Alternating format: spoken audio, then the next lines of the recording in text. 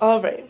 Have you ever gone to a pet store and walked by that case of ferrets and thought, wow, those look so cute. I want one. Well, here's the perfect presentation for you. I want to teach you guys the proper care that goes into ferrets, as well as their diet and their fur color. My name's Krista, and I've been owning ferrets for about 4 years now, and have done extensive research on the proper care for my animals, as well as in constant cahoots with my local vet.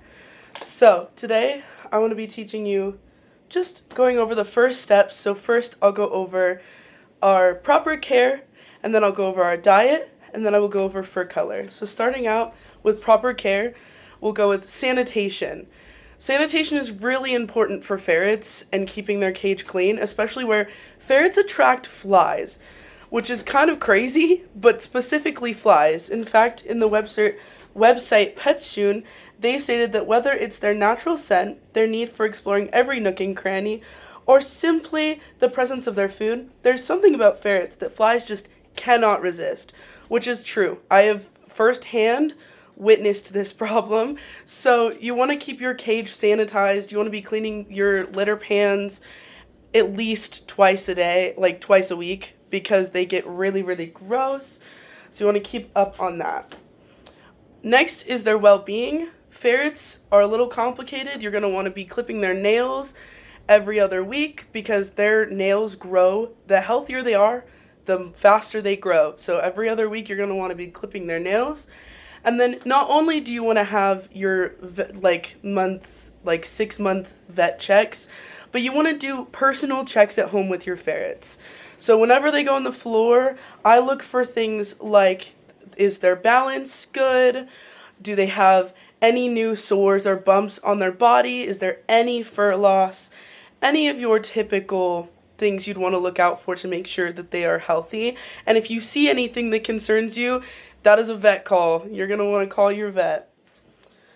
Next is for bathing your ferrets. I actually only bathe my ferrets twice a year because if you bathe them too often, then their oils, their natural oils on their skin will build up and it's not good for their skin. So if they get dirty, you're just going to want to take a wet wipe, and wipe down your ferret. And then I also have a deodorizer to help with their smell. Next, let's go over enrichment in cages. I have a cage back here behind me. This cage is 7 feet tall by 4 feet wide. That is a standard cage for 6 ferrets. I only have 4 because I spoil my babies, but it is for 6. If you only want 2 ferrets, I would suggest a 5 foot by 4 feet cage. And then you're going to want to look for not only this back here, which is the opening mechanism. You take your hands, clip down. You want that kind of closing lock because if you get any other lock, your ferrets will be able to open it and escape. I've had ferrets open my doors in my house before. So you want that closing mechanism. You also want a cage that does not have wire flooring. I know that if you go to a pet store, you're going to find cages that are rated for ferrets with wire flooring. Please don't buy those. They are so bad for their feet. And then for enrichment, my kids have to be on the floor upwards of 6 hours a day out of their cage, depending on the season. If it's summer, they're going to be out longer. If it's winter, they'll be out shorter. As well as they play with lots of different cat toys. And I also make sensory bins, which are just bins full of uncooked noodles or rice. They love rice. Now that we've gone over all of your classic things to keep your pets healthy and happy, let's go over diet. Ferrets, there's a couple different diets you can go with when you are feeding your ferret, but the best diet you're going to want to go for is fresh fed. Ferrets are carnivores, similar to cats. They only eat meat and some dairy products. So giving your ferret eggs or giving your ferret chicken is really a great option. But you can also give your ferret kibble food. My ferrets were from the pet store and they were raised on kibble, so I have to give them kibble. When doing that, you just have to make sure that all of your food is meat-based. You want to check the ingredients, make sure there's no grains. For treats, the best treats you can get them is salmon oil or salmon paste, but you can get them your classic crunchy treats, just like you would give a cat and a dog. But there's an important thing to remember.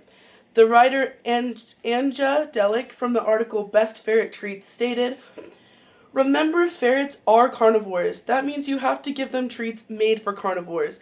This means no treats from the pet store that are flavored like banana.